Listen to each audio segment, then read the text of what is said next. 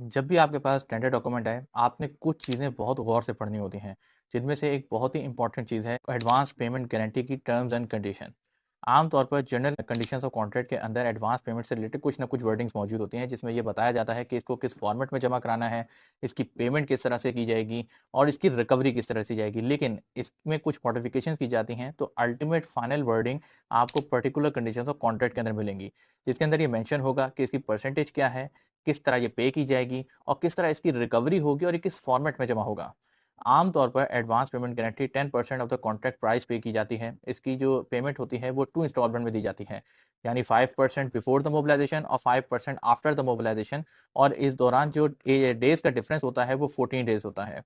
दूसरा, ये bank guarantee की फॉर्मेट में होती है, यानी बैंक इसको इश्यू करता है। और उसके अलावा इसकी जो रिकवरी होती है वो बहुत इंपॉर्टेंट चीज़ होती है, क्योंकि आप जितना आपको पे किया जाएगा, यानी अगर 10% ऑफ द कॉन्ट्रैक्ट प्राइस आपको पे किया गया है, तो उसका मतलब ये है कि आपके हर बिल से 10% डिडक्ट किया जाएगा और इसकी जो वैलिडिटी होगी वो उस वक़्त तक रहेगी जब तक क्लाइंट के तमाम पैसे रिकवर नहीं हो जाते। लिहाज़ा अगर आपका प्रोजेक्ट भी ऐसे ड्यूरेशन में पहुँच चुका है कि जहाँ अभी तक मोबिलाइज़ेशन एडवांस पेमेंट जो है वो क्लाइंट की रिकवर नहीं हो सकी और आपकी गारंटी की डेट एक्सपायर हो रही है, तो आपको वो एक्सटेंड कराती रहनी होगी जब तक क्लाइंट के पैसे पूरी तरह रिकवर नहीं हो जाते। ये बहुत ही इंपॉर्टेंट चीज़ होती है और इसकी वर्डिंग्स पढ़ना भी बहुत इंपॉर्टेंट होता है, क्योंकि इसके अंदर ये मेंशन होता है कि इन केस अगर कॉन्ट्रैक्टर एडवांस पेमेंट लेकर एडवांस पेमेंट की जो ऑब्लिगेशंस है उसको फुलफिल नहीं कर सका, तो ऐसे में बैंक लायबल हो जाएगा कि वो क्लाइंट को डैमेजेस पे करे। लिहाज़ा कॉन्ट्रैक्टर के ऊपर भी एक पूरा प्रेशर होता है कि उसने मोबिलाइजेशन एडवांस जिस मकसद के लिए है उसको फुलफिल करे और क्लाइंट की तमाम कॉन्ट्रैक्चुअल ऑब्लिगेशन फुलफिल कराए।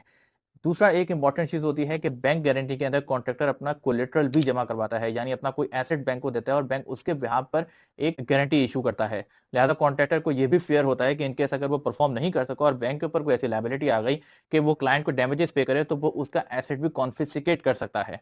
लिहाज़ा ये एक बहुत ही इंपॉर्टेंट कॉन्सेप्ट होता है, इसको लर्न करना बड़ा इंपॉर्टेंट चीज़ होती है। तो ये बैंक गारंटी की कुछ वैलिडिटीज़ होती हैं, बैंक गारंटी की वर्डिंग्स में कोई डिफरेंस आ सकता है, उसको अंडरस्टैंड करना बहुत ज़रूरी होता है। अगर आपको लगता है कि वो आपकी ऑर्गेनाइज़ेशन की रिक्वायरमेंट को फुलफिल नहीं कर रहा, तो आप क्लाइंट को फ़ौरन से ईमेल करके इसमें मॉडिफ़िकेशन भी माँग सकते हैं। लेकिन इसकी वर्डिंग्स को अंडरस्टैंड करना बहुत इंपॉर्टेंट होता है और हर सिविल इंजीनियर को इसके बारे में पता होना बहुत ज़रूरी होता है।